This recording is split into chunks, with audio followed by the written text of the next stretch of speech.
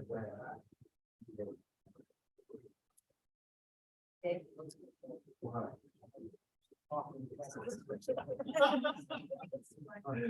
right, everybody.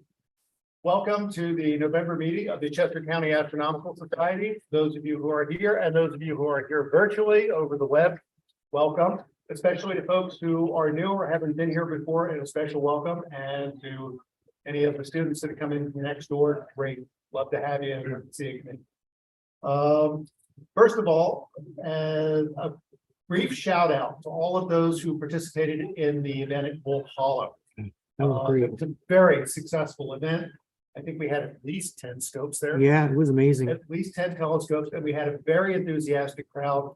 All of us had our hearts in our stomachs somewhere when we first got out there and saw the clouds that were being stubborn, but they broke, and we were able to show the sky to approximately 45 or 50 people. Yeah, And a lot of Girl Scouts. we had a fairly sizable Girl Scout troop, and they were very enthusiastic. It was just a great night. So thank you for everybody that grabbed the scope, came out, and helped share the night sky with us. It's what many of us in the club live for, is to educate the public, and it was just a great time overall. And since they moved it to the new location, I think it's an especially nice site to observe. It's awesome. Yeah. So next year, if they sounded like they were going to ask us to do it again. Yep. For those that would be considering coming out and helping out with an event, that's a fun one to do. So keep your eye on the calendar of events for next year. Wolf Hollow is great. The second thing I'd like to sort of put out to everybody is that we are floating December 6th, which is Tuesday, for our annual holiday gathering. That will take the place of a meeting for next month. We will not be here. We will be gathering, and I believe the plan so far is to be having it at the Brew Pub in Avondale. We need approximately about 25 or 30 people. 25 to 30 people to make it worthwhile for the Brew Pub to open up for us. They don't normally open on Tuesday nights, but last year they opened up just for us, and it was a great event. It was a nice venue. There was plenty of parking, and we had the whole place to ourselves. It was a nice intimate setting, and the food and the drinks were really good. So please get back to either me or Dawn or to any of the exec committee about whether you think you would be interested in going to the Brew Pub again this year, and we'll see if it's possible to make it happen if we get enough numbers. I'll get an email out this week. And alternatively, we could have it privately at somebody's house, or we could perhaps get one of the local restaurants here in Westchester to, just get one of the back rooms and take that. But the Brew Pub is an especially attractive option. So anybody that's interested, again, save that date. That's Tuesday, December 6th, and that will take the place of our regular meeting. I would also like to announce that after a couple of COVID year hiatus, we finally got the executive committee together and discussed the business of sort of revamping our constitution and our bylaws to reflect some of the realities that have kind of faced the club, not only in terms of just with our growth, where I think we're up to 149 or 150. 150 right now. 150 members at this point, but things have changed. We have not been holding elections every 2 years the way that we used to, and we're changing things in order to sort of meet those realities. Dennis O'Leary has been very conscientious about marking all the changes down, rewriting them in such a way that I believe makes sense. We're going to be getting the executive committee again to sort of go over the finals, look over our final draft, and then we will put it out for the membership for a vote whether to adopt it or not. That will probably happen in January or February at some time.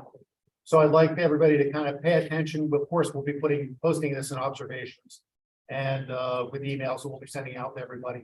So pay attention, and if you have any suggestions or you see some things in the revised constitution that maybe you think needs addressed, again, please approach or send a note to a member of the executive committee, and we will promise you we will address.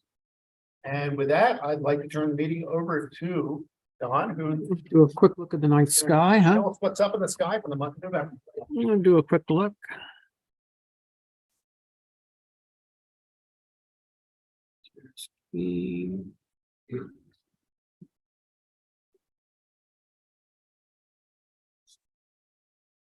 Coming through okay?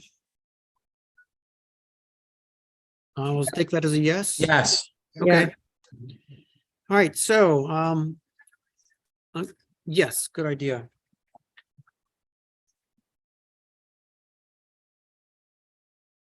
Okay.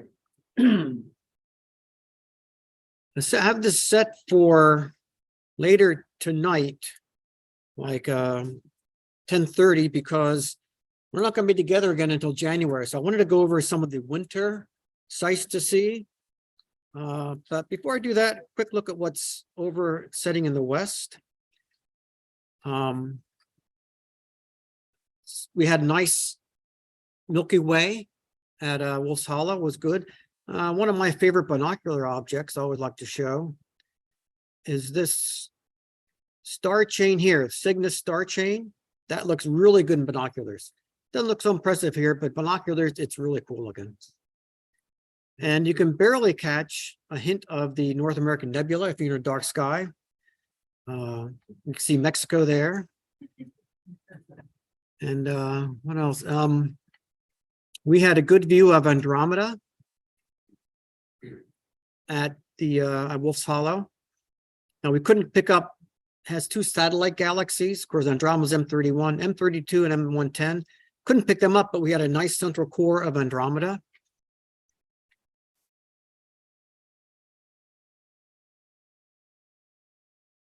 I like to look for in Cepheus. And if you read the newsletter that John just put out, it talks about an article from the Night Sky Network talks about Cepheus. And he mentions this is one of my favorite stars. This is the Garnet Star, Herschel's Garnet Star. And if you get it in your telescope, it's, to me, one of the most red stars in the sky. It's like Betelgeuse, but even more red to me. It's a beautiful star. And I always tell people it's in the basement of Cepheus's house. Okay. Here's his house, there's the roof, and it's in the basement of Cepheus's house. And in the article pointed out, I think just up here somewhere is Delta Cepheid, which is the first star that was discovered that was a pulsating variable that unlocked the key to the universe. Okay, when Henrietta Leavitt, Swan Leavitt cataloged these, and Edwin Hubble, it's basically it's a star that you can determine its, if you can see its brightness and determine its pulsation frequency, tells you how bright the star is. And once you know how bright a star is, if they're dimmer, they're further away. If they're closer, they're brighter.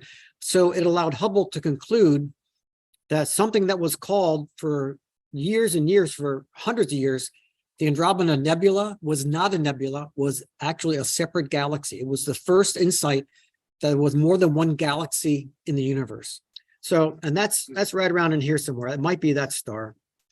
I'm not sure if that's Delta or not, but it's in this area. So it's a nice area of the sky. So swinging over to the west, there's some great stuff here.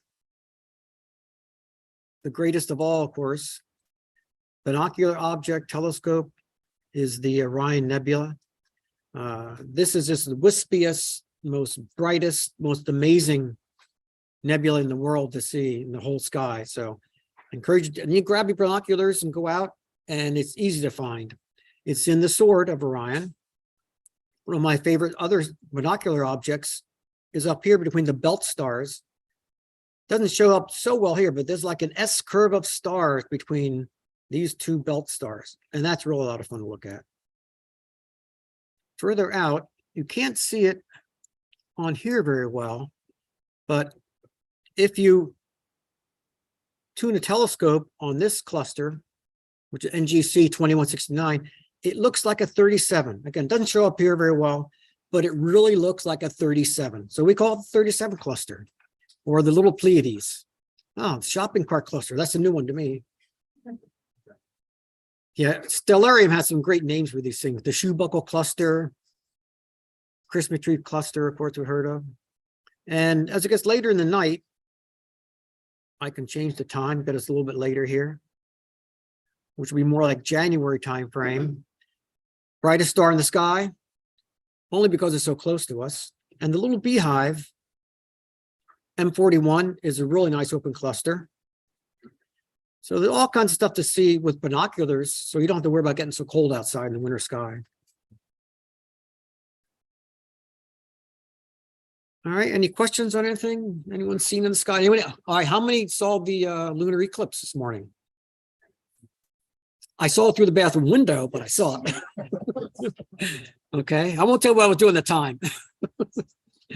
So, okay, Bruce. Hi, everyone. Welcome. Great to see a lot of students here. So tonight we have as our speaker, Dr. Joe Nielsen, who's a black hole astrophysicist from Villanova. He's an assistant professor of physics there and soon coming up with tenure.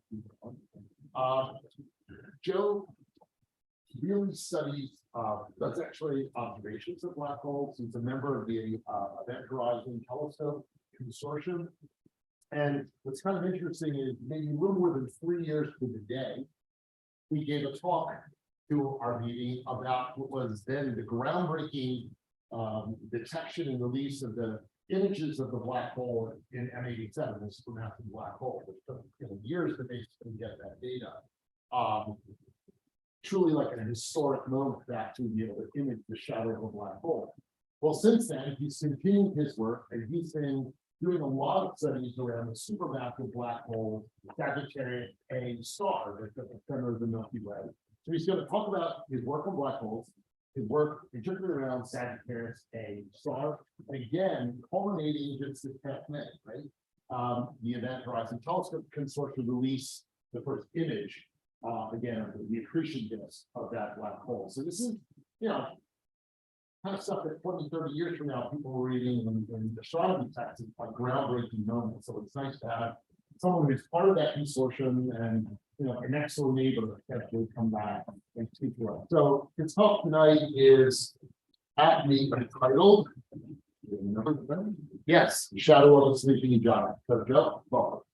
Thank you very much.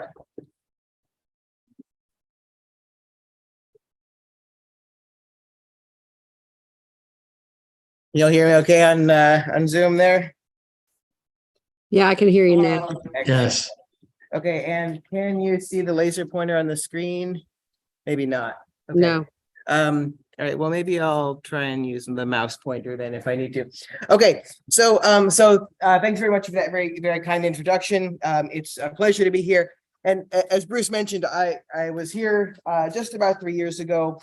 I'm going to say a few things. I'm going to repeat a few things that I said last time, but hopefully we'll be covering mostly new territory. And so if you remember, hey, I said that last time, well, I hope you'll forgive me for a few, a little background information that we'll use in both cases. So, okay, so just to give you the very brief look at what we're looking at, this is a multi-wavelength image, X-ray, optical, and infrared of our galactic center, the center of the Milky Way. And way down right in the center there is Sagittarius A star, the supermassive black hole. It's 4.1 million times the mass of the sun. And we just got earlier this year this first image of Sagittarius A star. And here you see this this dark circle in the center surrounded by the ring of light that represents what we call the shadow. And yeah, so we published the first image of M87 in 2019. And since then it was there were a lot of questions. When are we going to see Sagittarius star? When are we going to see Sagittarius star? And it took 3 extra years to actually figure out how to analyze the data for this particular black hole. And I'll say a little bit more later on about why it was so much harder. But it's very exciting to actually see this image now. Okay, so let me go forward. Just to talk about black holes briefly, just as a general introduction. Let's imagine that this is the sun, and if you look just in the corner of the images here, you can see that we can kind of see the diameter of this circle, right? So let's pretend that this is the sun, and I'm going to smash it and crush it down. If we took the sun and smashed it by that factor, it's still 200 times too large to be a black hole. 2000, 2,000. A lot. In any case, just to give you an idea of the scale of what you have to do to the sun has a radius of about 700,000 kilometers. In order to turn it into a black hole, you have to shrink it down so that its radius is 3 kilometers. So that gives, I think, one qualitative idea about like what are we talking about when we're talking about a black hole. We're talking about an enormous amount of mass in a very, very, very small amount of space. So what is a black hole? Well, a black hole is an object whose gravity is so strong that it curves space-time. We'll talk about all of this to the point of creating what we call an event horizon. So this is this dotted boundary that I've drawn here. Sometimes we talk about the event horizon as a point of no return. Once you cross it, you can't get back out. So another way to think about a black hole is that it's a region of space from which it's not possible to escape. As far as we're concerned on the outside, that's pretty much all we might really know about it, because you can't get information back out from about what's inside. So this is a good enough definition of a black hole for what we need to talk about today. So the basic anatomy of a black hole is this event horizon, which is an imaginary boundary. It's not a solid surface. It's just a dotted line that marks the region that is the black hole versus not. And so that's this event horizon. And inside is what we call a singularity, or at least to the extent that our math is able to tell us anything about this. At the center of a black hole is a singularity.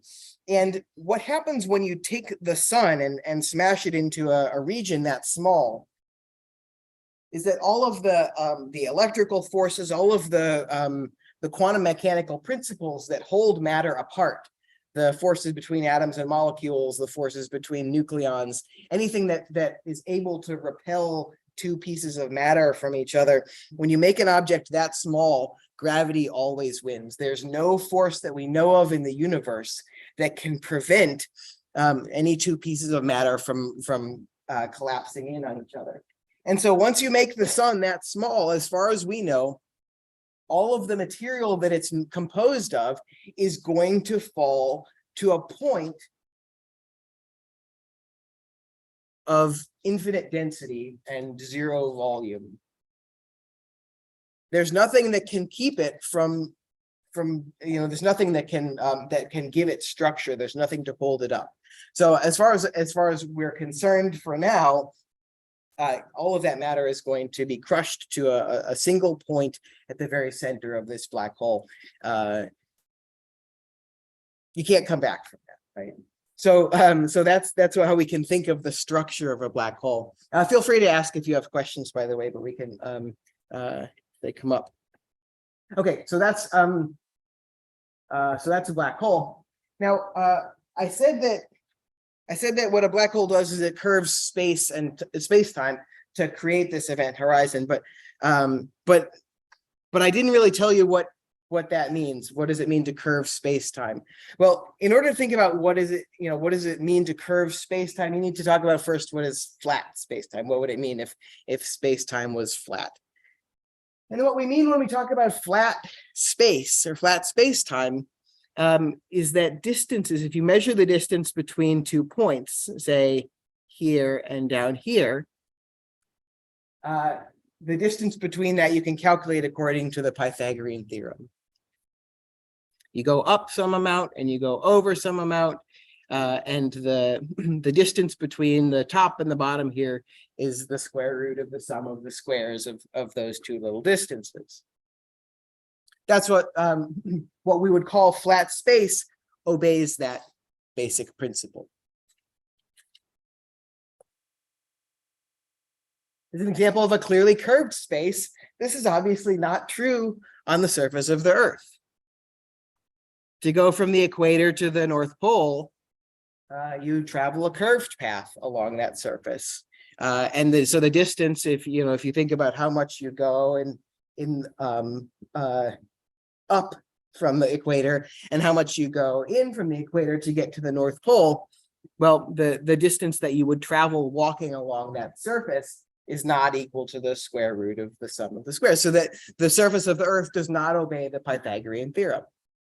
Now in here, right, the surface of the floor is flat enough, but on large scales you can tell that this space is curved. Now I'm getting too much into a general relativity lecture, so I'm not gonna. I don't want to get waylaid there, but if you zoom in, it might look flat over small regions, but the overall structure of that surface is curved. Now, the examples that I'm giving you there are two dimensions where we're only interested in X and Y. But when I say space-time, because that's another word that I mentioned that I didn't really define, way we think about space-time in relativity is that it's important for us to measure the distances between events, not only in space, not only in X, Y, and Z, but also in time. So it turns out that if you want to describe things that are moving at close to the speed of light or around very, very massive objects, in the definition of the distance between 2 points, you also need to include time. So this is the way we define the distance between two events in space and time in relativity. And there's one really weird thing here, which is that there's a minus sign. So it turns out in relativity, you can have distances that are 0 or negative between 2 points. And this minus sign is in fact responsible for some of the strangest things that happen in relativity, where clocks that are moving relative to each other seem to tick more slowly, or clocks that are in gravitational fields seem to tick slowly. That things that are moving are actually shortened; they're contracted in the direction that they're moving. So if I were to throw this clicker into the audience at a significant fraction of the speed of light, it would actually be significantly shortened. That would be quite dangerous, of course, so I won't do it. But there's interesting things happening on a very sort of fundamental mathematical level. The way that we think about distances in space and time gets funny. So this is how we think of distances, and when we put it all together, right, we have how do we measure the distance between points where we have where we need to include relativity, but also a black hole around a very, very massive object. So this is what we call what you'll see called the Schwarzschild metric. This is a mathematical description of the distance between 2 points around a black hole. And I'm not going to go into that any more detail. This won't be on the test. But the point, one thing worth noting is that when you look at the distance between 2 points in time, well, it also depends on where they are. So what curvature, right? This is the classic example of curved space, is that there's a mixing between space and time. This distortion of the rate at which time passes depending on where you are is what I mean by when I say that black holes curve space-time around them. Now, this is not just a curiosity. I want to talk about some actual consequences that this has that we can actually observe. So why does curvature matter? I gave the example of the flat space and the surface of a sphere, and there's also you can imagine saddle geometries for space where. But the point is that if you think about, again, traveling from the equator to the North Pole, the way that you get there is by traveling the fastest way to get from point A to point B is by traveling the shortest path. And on the surface of a curved surface, that is, that shortest path might itself be curved, right? So the shortest path to get from point here on the equator to the North Pole is not actually a straight line, but an arc.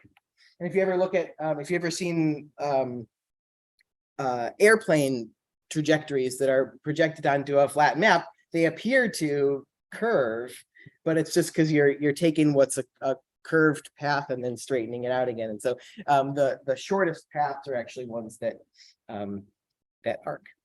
So if we're interested in how things move in space, especially around very, very massive objects, then we really need to be thinking about what is this curvature and what does it mean? Okay, so what is this curvature and what does it mean? Well, according to classical physics, I've seen a lot of jokes recently about when we talk about modern physics now, what we really mean is physics that was invented 100 to 120 years ago. Not exactly modern anymore, but classical will go sort of farther back beyond that. And in the description of, Newtonian physics, in classical physics, gravity is a force that causes things to fall. Right. So if I drop my keys, right, my students in intro physics this semester will tell you that the gravitational force causes those keys to accelerate downwards. But in general relativity, where we're thinking about this curved space, gravity is not a force. And if you look at this image, what you see is that the reason that this planet travels a curved path, that's not supposed to happen. The reason that this planet travels a curved path around this star is because it's moving in a curved background. It's trying to go in what we might call a straight line. It's taking the shortest possible path that it can from point A to point B. And that just happens to be, if you imagine, rolling a marble around in a bowl, it's going to travel in a curved path because the space that it's trying to travel through is curved. So this is a little bit of a mind stretcher, as my high school calculus teacher would have said. So gravity is not a force in the way that we think of it now. But that has a consequence. And that is that if you think about in classical physics, if you think of gravity as a force, forces act on objects that have mass. A photon, a particle of light, has no mass, so it shouldn't feel a gravitational force. But in general relativity, if a photon, a ray of light, is traveling through curved space, it should travel along curved paths like everything else. So a prediction that you get from general relativity that you wouldn't know to make in classical physics is that the paths of light rays should bend around massive objects.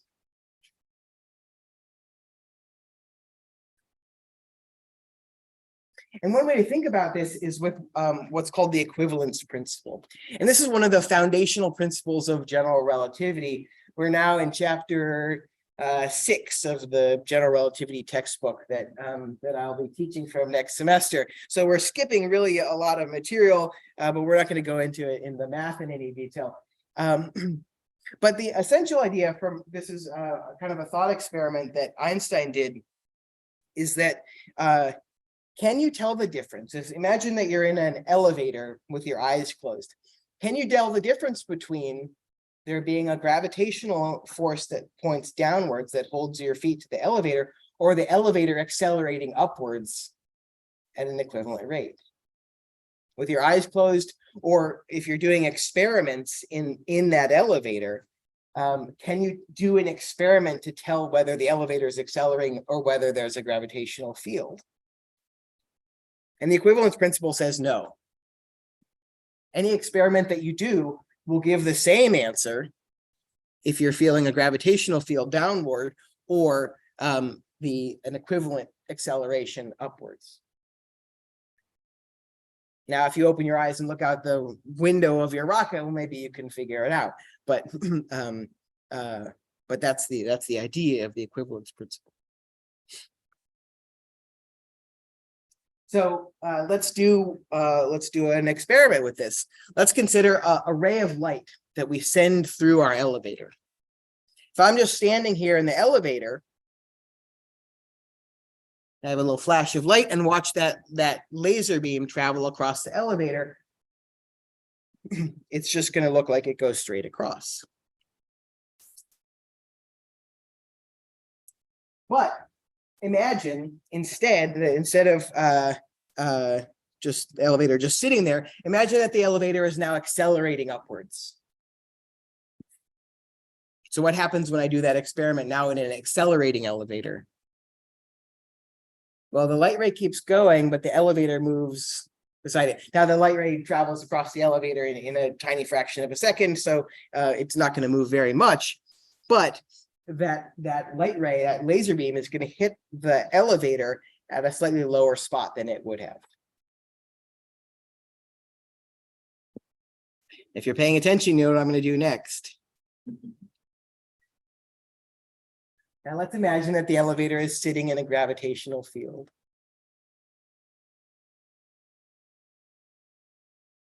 The equivalence principle tells us that this experiment must give us the same result as if the elevator was accelerating upwards.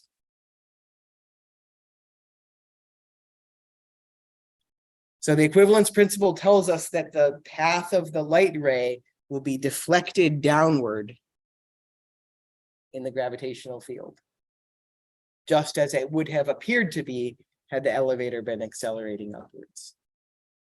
Is the beam shooting in or from left to right? Left to right.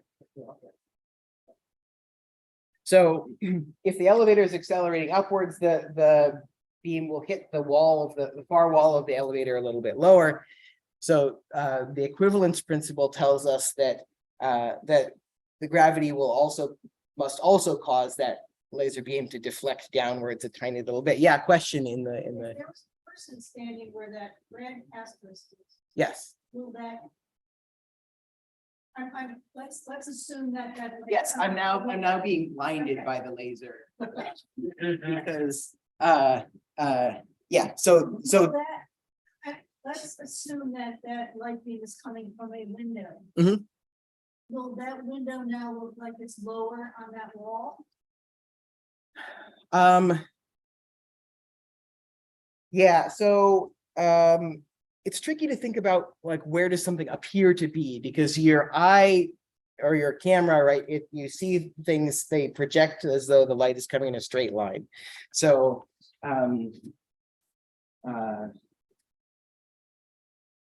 that I can't visualize the answer to where does the light appear to be coming from, but it certainly hits the wall of the elevator at a lower point. We'll see another version of this in a second, and maybe that will answer the question. Okay, so that's what the equivalence principle tells us. And in fact, it was maybe even less than a second. This is an experiment that was done in 1919 by Eddington. And the idea was, well, there are, there are stars that the sun is passing in front of at any given time. And if you were to, most of the time, there we go. Most of the time, if you're looking at those stars, you wouldn't be able to see them because the sun's too bright. But during an eclipse, you might have a chance. Imagine that you had a star here, and the light that was coming from the star and just passing the sun was deflected a little bit by the gravitational field of the sun and now makes it to the Earth. Well, that star would look like it was over here. So for that particular starlight, you would see that during the eclipse, when that starlight was passing just past the sun, this particular star would appear to shift relative to stars whose light is not coming, grazing the sun. That's what I was getting at, my question. Yeah. Will the position of the source change? Yes, yes. And so what you would look for is during the eclipse, do sort of a before and after of the positions of stars. And if Einstein was right, then you would expect to see a deflection. You would expect to see that stars whose light passed right by the sun at this exact moment would appear to move relative to the other stars around them. And this was, in fact, detected in this 1919 eclipse. So that was one of the first experimental confirmations of general relativity. And in fact, I saw it noted recently, this is really interesting, that so Einstein originally calculated, when he did this this prediction for how much light would be deflected by a gravitational field, he accounted for the fact that that gravity distorts time, but he hadn't accounted for the fact that it distorts space as well. And so he ended up, his original prediction was wrong by a factor of 2.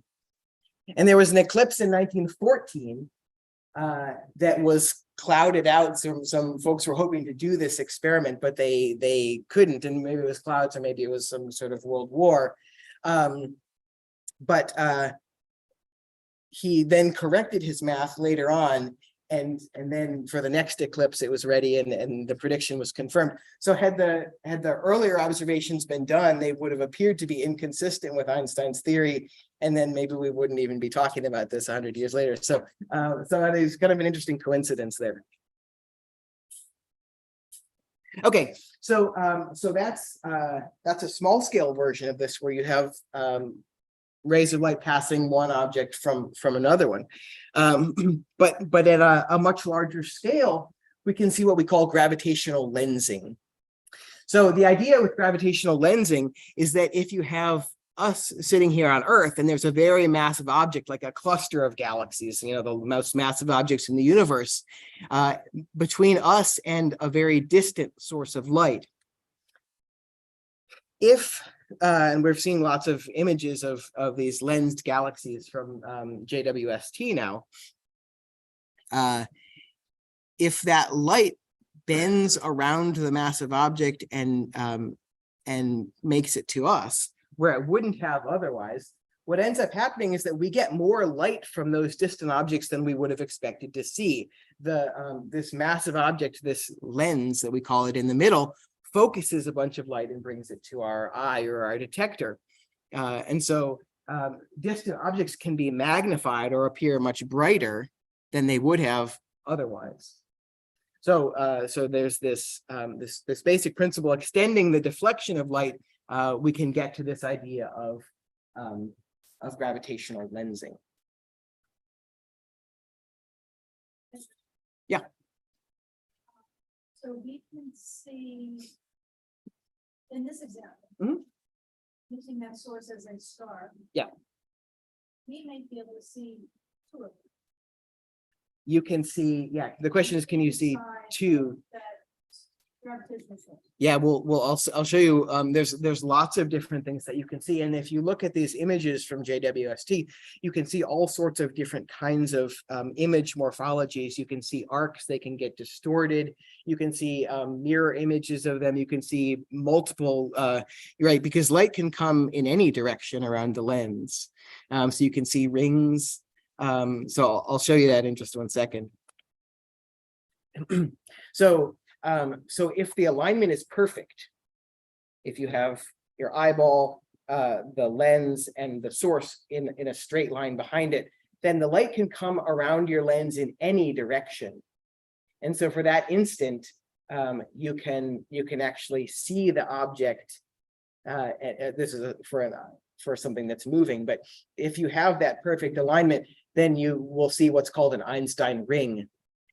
Assuming you have the resolution to actually take that picture. But so you can see this light bending in every direction around the lens.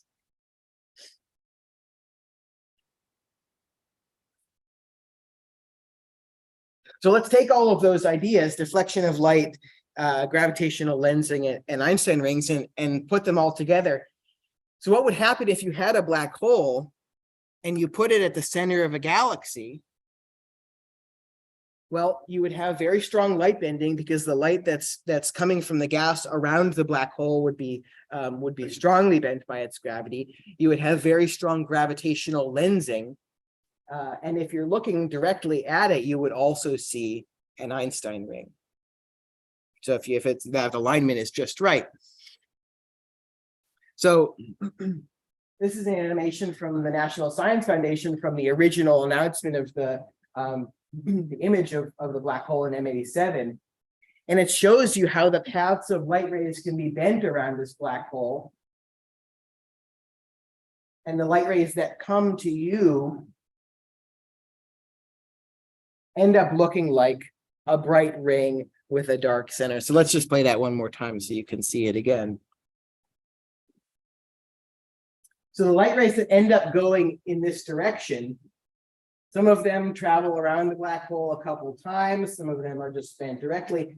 But there's kind of a focal point behind the black hole where the light rays that come to us mostly come from that point behind the black hole. If you were standing above the black hole, you would see the light coming from below. So it's not that there's any particular point of light behind the black hole that you're looking at. It's just the light that's magnified and lensed around this black hole that you see is the stuff that's mostly on the other side. I love this image. This is an image from a 1979 paper. This was back when they were hand drawing these. This is a hand drawn published image. So if you shine light at a black hole, what do you expect to see back? Well, you see this bright ring of light. This is called the photon ring. There's actually a radius where light is able to orbit the black hole. And it surrounds this dark region, and that dark region is called the shadow. It's not actually the black hole itself. It's larger. These images have the same scale. So this is the black hole itself. The shadow region that you see is larger. It's a region where you don't expect to see any photons that make it back to you. So this is the best image that we can get of a black hole. It's not actually the black hole itself, but it still shows it's still a prediction of general relativity and still a confirmation of it. It's also really small. You know, people used to ask, well, we're never going to see a black hole. And I would always say, oh, no, you need lots of people have said this, but you need a telescope the size of Earth to see it. You know, so we need to figure out other ways to study these things. You know, we need to look at how they change over time, or look at their spectrum, or or their influence on other objects around them. But then other people had the idea, well, maybe we should just make a telescope the size of the Earth. And so this is the scale of the image. Again, this is a press image from the European Southern Observatory. Give you a sense of how big this this ring is that you expect to see.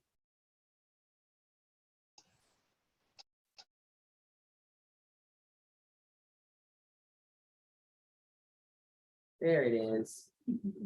It's about the size of a donut on the moon. So really, really, really tiny. And that's why you need the telescope the size of the Earth to see it. Now, there are lots of good analogies for this. You can also talk about, like, reading a newspaper in Paris from New York City. If you imagine, the size of that. So you're looking at something that's really, really, really, really tiny. So in order to see something that small, you need a really big telescope because of the diffraction. Basically, the smallest angle that you can observe depends on the diameter of your telescope. So the Event Horizon Telescope is that telescope the size of Earth. It's a worldwide network of radio telescopes. This was from 2019. Even since then, the collaboration has continued to work on adding additional stations that can do observations, and the more a complex network of telescopes that we can build around the globe, the more precise our images, and the better we can study these black holes. So this network of radio telescopes is able to help us reconstruct these images of the stuff around black holes at a resolution that honestly a lot of people thought would never ever happen. And the principle is interferometry. And the idea of interferometry is that if you have a bunch of different telescopes, if you link them together in a very precise way, you can get them to act like one single dish. If you understand the relative locations, you have to do GPS timing of your measurements at each telescope. You have to know their locations very, very precisely. But when you do that, you can get much better resolution. You can have a telescope that has the effective diameter of the Earth. This is the VLA in New Mexico, which, if you have ever seen the movie Contact, appears there. So the principle is the same for the Event Horizon Telescope, except the scale is much, much larger. Now, the prime targets for the Event Horizon Telescope collaboration are Sagittarius Star, the supermassive black hole in the Milky Way. That's 4.1 million times the mass of the sun. It's about 26,000 light years away, and it's in the middle of a galaxy. And we have to look through that galaxy in order to see it. Now, the other target is M87. The other sort of prime target is M87, which is a much bigger black hole. It's 6.5 billion solar masses, but it's also 53 million light years away. And it's got a very, very famous jet that was discovered in 1918 in the optical. This is a Hubble image. So the reason that these two black holes are the main targets for the EHT is because they are large enough, they're massive enough and close enough that that the shadow is detectable with the Event Horizon Telescope. That the resolution of our Earth-sized telescope is good enough to show you that bright ring and that dark spot in the middle. There are plenty of other black holes around that make great targets for the Event Horizon Telescope, but they're too small or too far away in order to show you this particular image. So there's a lot of really great science that's been coming out of the collaboration on black holes and their jets and other things from other sources. But the targets where you can do this imaging, where you can see this shadow, these are the only two where it's possible. So just to talk really briefly about M87, because we've had some really beautiful results. Obviously, here is the first image that we published. But last year we published, because along with the Event Horizon Telescope observations that happened in 2017, we also did a big multi-wavelength campaign looking at these objects with radio and X-ray and optical telescopes and gamma ray. So we put together a sort of multi-wavelength image, and so you can see how we zoom out from the scales of the Event Horizon down here all the way out to hundreds and hundreds of light years, thousands of light years all the way out. So we put together this really nice story, and that helped, like looking at those data from multiple wavelengths helps us to better understand the jet and how it works. And then we can see at the same time how it's being powered by the black hole. So it goes really, these data go really nicely together. I really love this image. So the X-ray observations are what I have mostly been focusing on. And so both of these targets have now given us the images that we were hoping to see, which is these shadows. So this is the scale of the M87 image. So this shadow is significantly larger than the solar system. So that dark ring that you're seeing represents the shadow. And it's quite large. The black hole itself is about the size of the solar system in the case of M87. When you look at Sagittarius Star, again, it's 1,500 times smaller than M87. So the black hole itself is physically much smaller. The entire shadow that you're looking at, that region that you're seeing, would be contained inside Mercury's orbit. But again, it's 4 million times the mass of the sun inside Mercury's orbit. And so that's about the diameter of the sun there. So as far as the shadow in M87, it is approximately circular. That's one thing that's predicted by general relativity, is that the shape of this dark region should be roughly circular. You can figure out what's the angle that dark region subtends on the sky. And that's about just a little bit less than 4 micro arc seconds on the sky.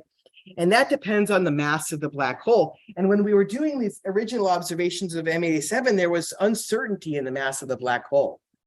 We didn't actually know what the black hole mass was. So this measurement actually helped to resolve that question. This is a 6.5 billion solar mass black hole. And there were some estimates, I think that it was a factor of 2 or so lower. So this was a pretty nice measurement and helped us really nailed on that black hole a lot better. In Sag star, we still have that roughly circular shadow. Again, it's rough. And that's consistent with the mass of the black hole in Sag star is measured very, very well by other means. The other thing that you see is these bright spots. And the truth is, the honest truth is that we're not actually sure what that means. We're not actually sure what those spots are all about. They could be bright spots, hot material, bright material that's orbiting the black hole. It could also be an effect of the fact that between us and Sag star is an entire galaxy's worth of material. In particular, ionized gas in the interstellar medium, electrons, free electrons mostly bouncing around, they distort the image. So when we look at M87, we're sort of looking outside, from above the galaxy. And so there's a lot less stuff to look through. For Sag star, there's a lot of stuff in the ISM that between us and the source that blurs the image out a little bit. And so that could have an effect that could result in some distortions of the image. So that's one sort of honest accounting of what that might be. There's also the other fact that Sag star being 1,000, 1,500 times less massive than M87 is also more variable than M87. And one way that I like to think about this is that you're sort of comparing an elephant and a bumblebee. M87 is big. It takes stuff a long time to go around it. So even if the stuff is moving very fast, as stuff's spiraling around a black hole happens to be, in order for that light to change in any significant way, stuff has to travel a lot farther. So M87 doesn't change very much on time scales of a week or so. So it's pretty slow. It kind of lumbers around. But Sag star is a lot smaller. Stuff around it doesn't take nearly as much time to move or change. And so it changes. You can think of it like changing about 1,000 times faster. Now that's great. My entire research program is about watching black holes change and trying to see what they do. But if you're trying to take a picture and it's shifting around, frankly, it's a little bit annoying. Yeah. About the event horizon. Mhm. And first of all, is it planar? Is it flat? The event horizon? Yeah. The event horizon is a spherical boundary. So yeah, it's a hole in every direction. So you're not only seeing what might be going into the black hole, you also might be seeing gravitational lenses that's behind it. Yes, so what we're looking at here, what we're looking at here is a lensed, a particular point behind the black hole that happens to be lensed from our perspective. So so we're seeing stuff that's behind the black hole because that's the stuff that we see lensed. Again, somebody else standing above would see a different point lens, but they would still see an image that looks more or less the same. So anyway, these 3 points, they could be something physically interesting. They could be distortions of the image caused by the fact that the black hole's moving around, not the black hole's not moving around, but the gas around it is changing rapidly and it's not holding still while we're trying to take this image. So we have to figure out a little bit more about what those things mean. It took 3 additional years to do the data analysis for Sag star because of exactly this region. So so much harder analysis to actually do. Now, was one funny coincidence that comes out of comparing M87 and Sagittarius Star, which is that the only two black holes that we are able to look at, despite being in very different kinds of galaxies at very different distances, they both appear to be rotating, and we both appear to be looking towards the south pole of these rotating black holes. So they're rotating around, and you can think of the axis along which they're spinning as pointing away from us, which is sort of weird because if we're looking through the plane of the Milky Way towards the center of the galaxy, you wouldn't expect to see you might expect to see sort of the equator of the black hole, but that is not the way that it appears as far as the images and the models of these black holes seem to. So that was kind of a surprise. So that's one thing that we can learn by studying these black holes. And the way that let me move on. Black hole thing on its side, kind of like Uranus is. Yeah, kind of like that. Yeah, which is was a surprise. I think nobody expected that. So just a little bit about Sagittarius Star. Sagittarius Star was discovered as a radio source in the 70s in the center of the galaxy, but then it took a long time. It took decades in order to be able to find that source at any other wavelength. And one of the reasons is because there's a lot of stuff going on in the galactic center. There's stars, there's dust. You've seen the dust lanes. It's beautiful. We love it, but it's hard to see through. And and there's so much stuff going on that you really need to have very good resolution. I definitely showed this one a few years ago, but I love this movie. One of the technological developments came in the infrared, where it finally became this is time lapse from 1995 up to 2018, where it finally became possible to track the motions of stars in the center of the galaxy with sufficient resolution. And so just looking, let's watch that one again.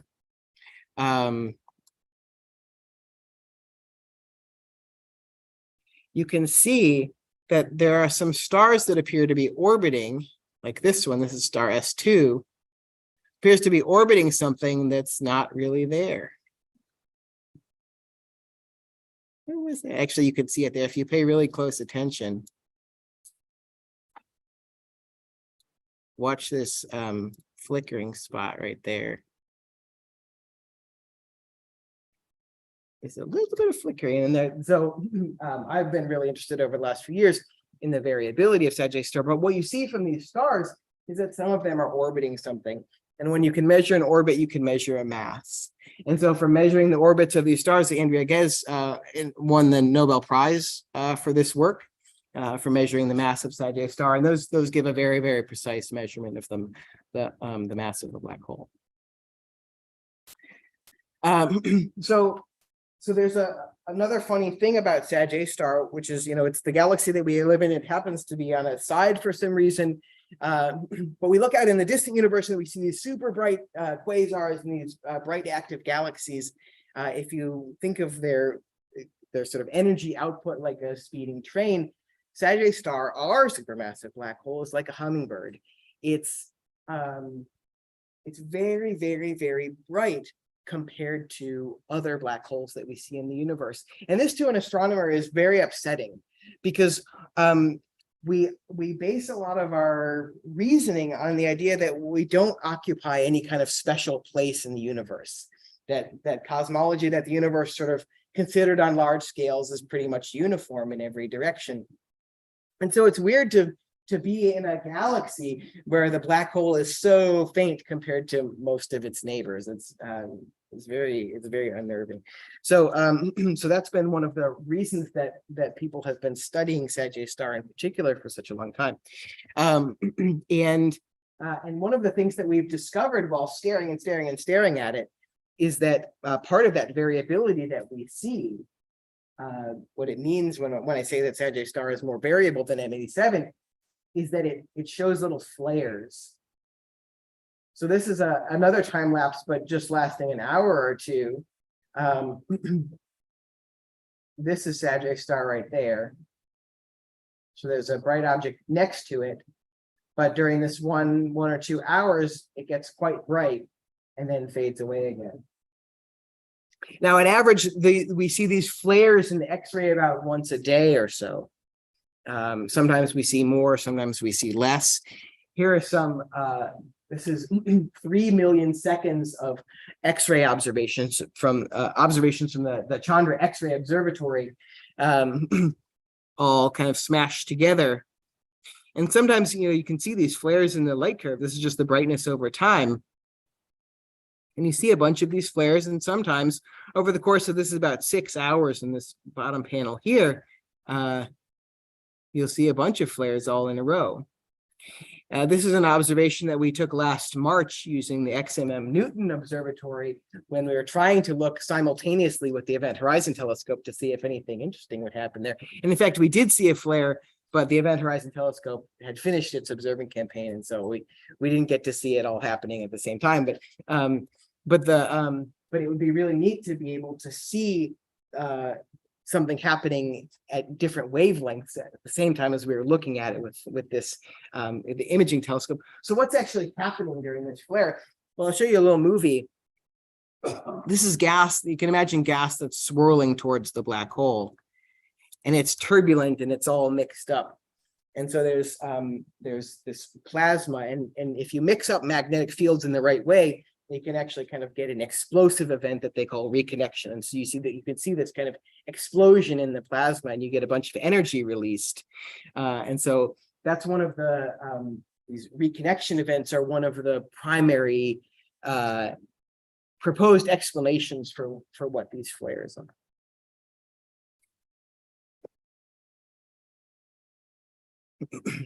So one of the reasons these are particularly neat for the Event Horizon Telescope and for monitoring is because there's an infrared group, a group studying Sagittarius star in the infrared called Gravity.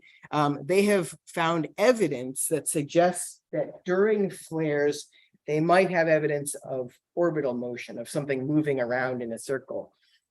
So it would be really neat if we could see these high energy events with our X-ray telescopes while it was also being observed with the Event Horizon Telescope, because then we might be able to actually watch the stuff moving around.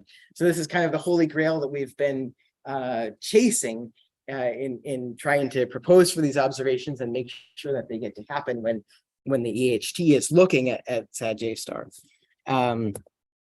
So the reason that X-rays are in particular are really useful is because we have these explosive events that are happening in this gas around the black hole. That means there's energetic particles, and energetic particles emit energetic photons. So when you have really high energy things that are happening around the black hole, you tend to get X-rays out. So they end up being a really good tracer. It's sort of interesting that X-ray telescopes end up being really sensitive to like the plasma physics, the really microscopic details around the black hole. So by observing these things all at the same time, we can get a really detailed view of the gas that's right in the immediate vicinity of the black hole.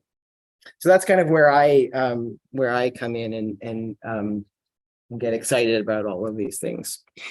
So we got really close. In 2017, we got really close to getting this just right. So we did a few days of observations. This was April 6th. Here is in blue is the Chandra X-ray light curve.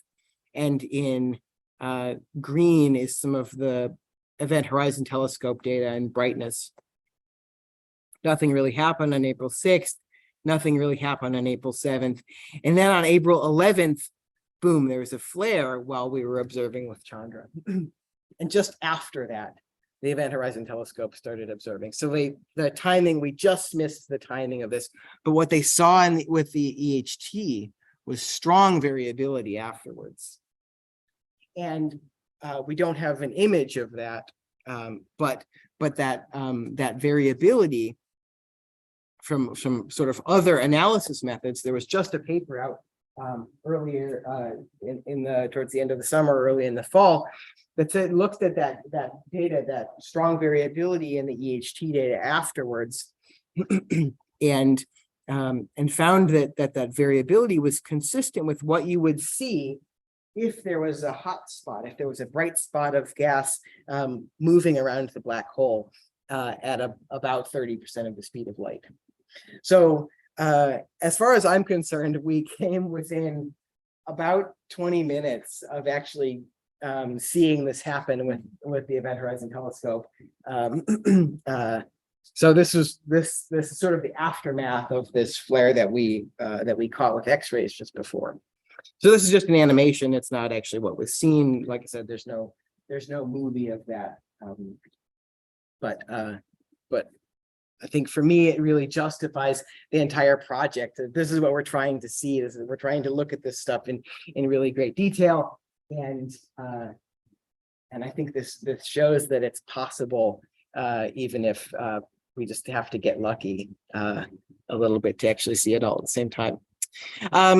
So I think I'm getting towards the end of my time. So maybe I'll just say that there's a lot of really exciting things that we can do with future observations, or even with the data that we already have, right? There's the possibility of learning more about these flares and how they work by taking those, like I showed you, the multi-wavelength observations of M87's jet. Doing multi-wavelength observations of Sag star can teach us a lot about the physics of these flares. I have a postdoc at Villanova named Ramesh Thamapa, and he's working on looking at the structure of the X-ray jet. We'll, I think, have some exciting results about that in the future. I won't steal his thunder on that.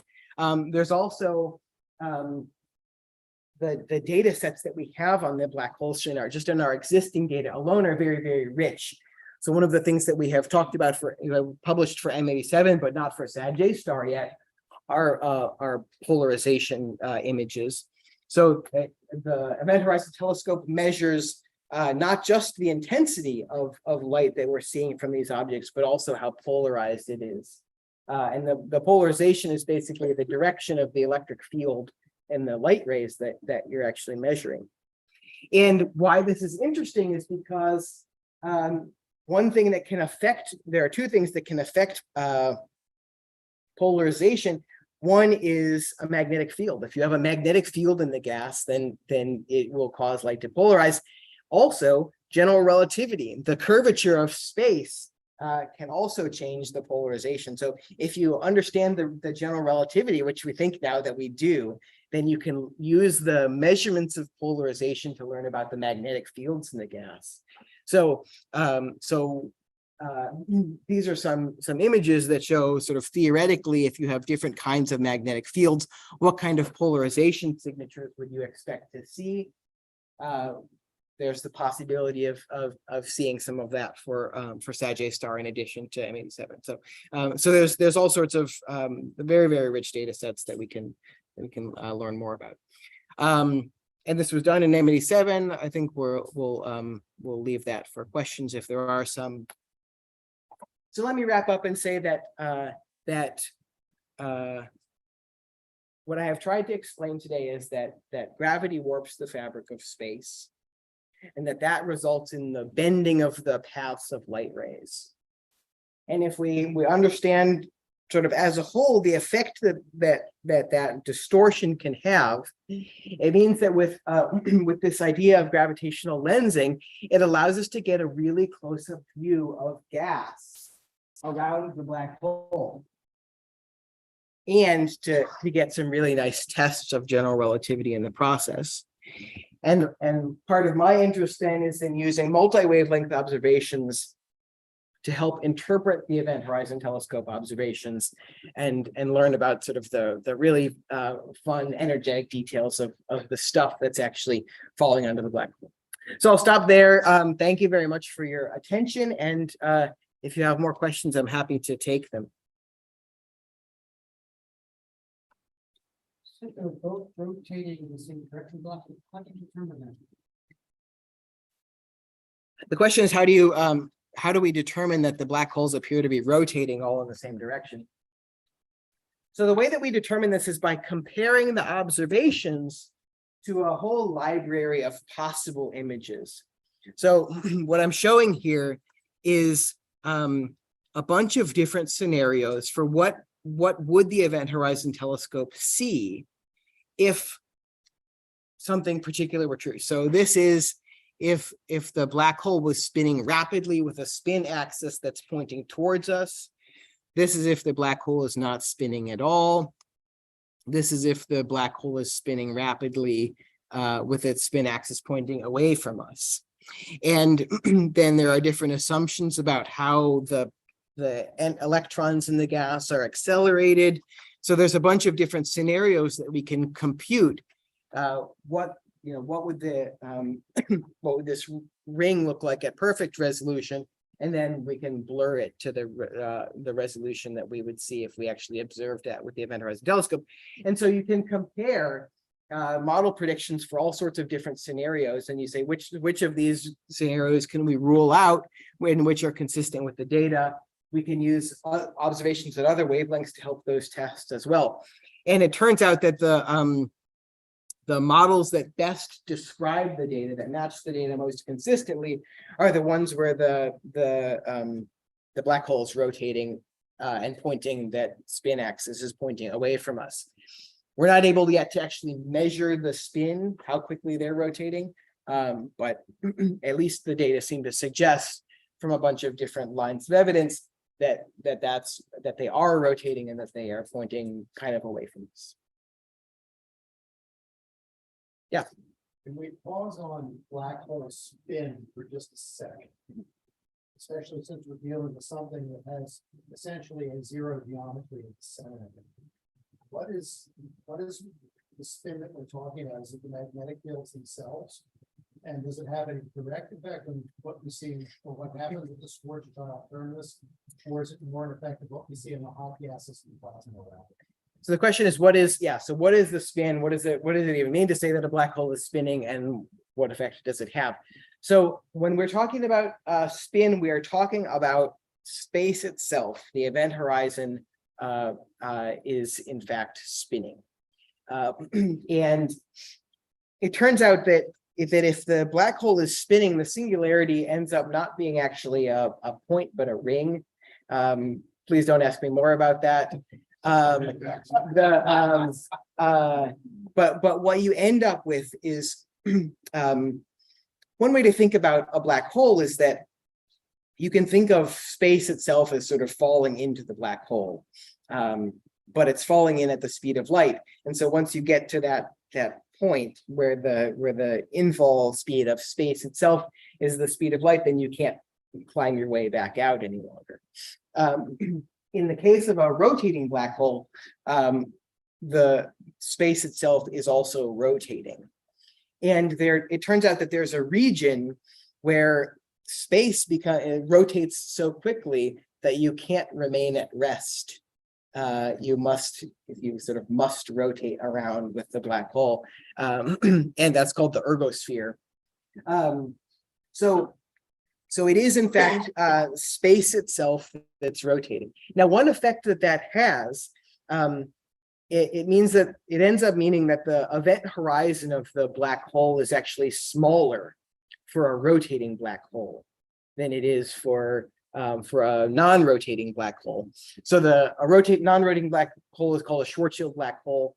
A Kerr black hole is a rotating black hole. And if it's a black hole, there's sort of an upper limit to the rotation speed. And if you get to that maximum rotation speed, the black hole is about half the size of a non-rotating black hole. And that means that you can get much closer to the black hole before you actually fall in. And all of the energetic things that we see that are powered by black holes come from the fact that as you fall from here to here, you go faster. You know, I dropped the keys, which I hope I picked up. As you know, things go faster as they fall, and they gain energy, right?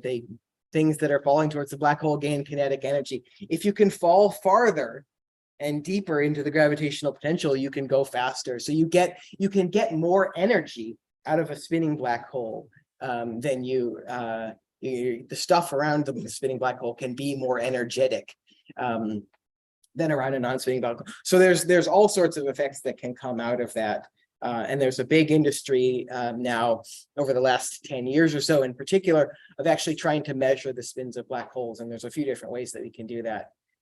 Yeah, it's weird and fun.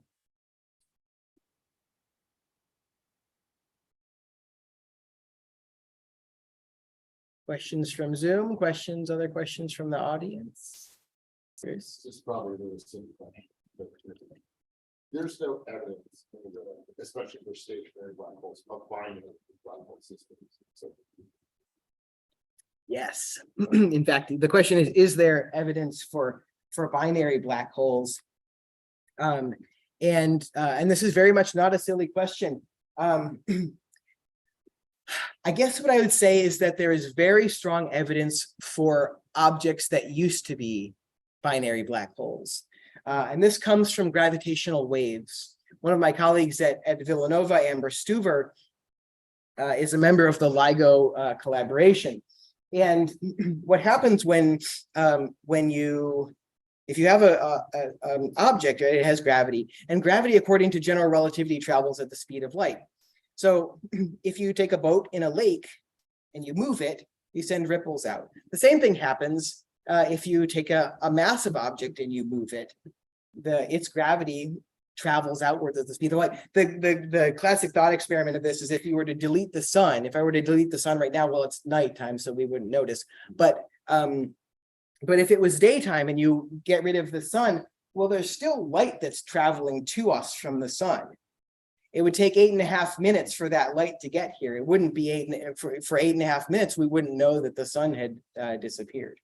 We wouldn't feel that there would be no way for us to know that the sun was gone. Then the Earth would obviously fly off its orbit and it would get very dark and cold and it would be terrible. But in the meanwhile, we're sort of waiting for that gravitational wave to get to us. Well, if you take two black holes and have them orbit each other, they release a terrific amount of energy in gravitational waves as they spiral around.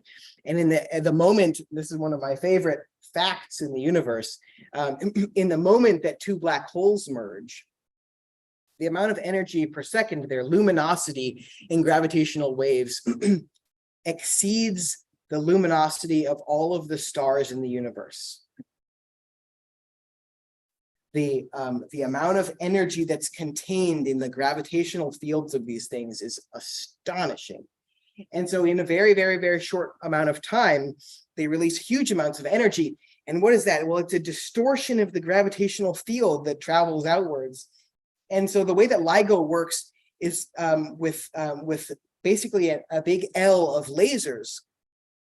And the lasers are built as an interferometer. It's a sort of a variation of the radio ones. But what it's designed to do is tell if the light rays that travel back and forth along one sort of laser mirror path are in phase with the ones that travel along the other arm. And if you change what happens when you can think of a gravitational wave that goes by as changing the relative lengths of the two arms of your mirrors. And so you get a ripple in your detector voltage because the light rays, the lengths of your detector is changing in different directions. And what that means is that you're actually able to see this pulse of gravitational waves as it goes by. These are some of the most sensitive detectors in the universe. They're able to detect variations in the mirror motions of less than the width of an atomic nucleus. They're incredibly sensitive. So those we have detected dozens of sources of gravitational waves, the most of which appear to be two black holes that are smashing into each other. So they used to be a binary black hole. Now they are one black hole. And we got to see the kaboom in the meanwhile. Yeah. I'd like to go back to that fantastic jet that M87 is spewing out. It's called a planet killer or a solar system killer. It would be. Has any of the data that's come in from the Event Horizon Telescope shed any particular light on this thing, which thank God we don't have it as the center of our galaxy, but yet that thing that's so bright that I can even detect it in my backyard. Yeah. My campus, this thing must be a powerhouse.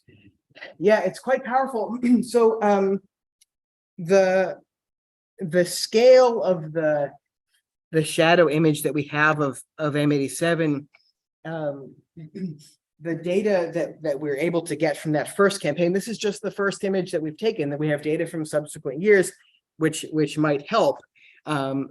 It's really hard to see anything as big as the jet. You see the really small stuff well, but there's not a lot of, in order to see big things, you need telescopes that are close to each other. And in order to see small things, you need telescopes that are far from each other.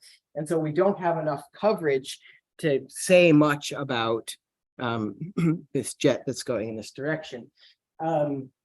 So not yet is kind of the answer. You can a little bit see the evidence of the jet in the data, but there's not a whole lot that comes out of just the EHT itself.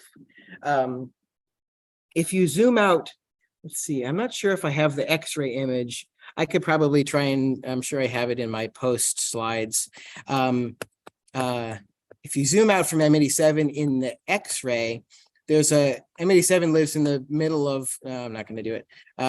It lives in the middle of the Virgo cluster, and you can see the evidence of the jet on huge scales, on scales of at least kiloparsecs, megaparsecs, influencing the cluster gas. So that's one of the first places where we're actually able to see the evidence of the power of these jets, is in with the way that they can carve out bubbles in the intercluster gas in galaxy clusters. So they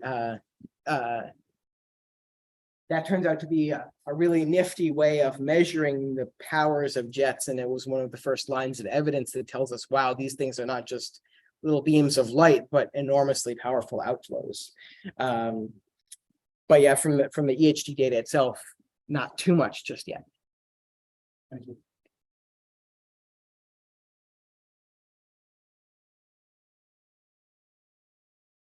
Yep, that's a million. You're welcome.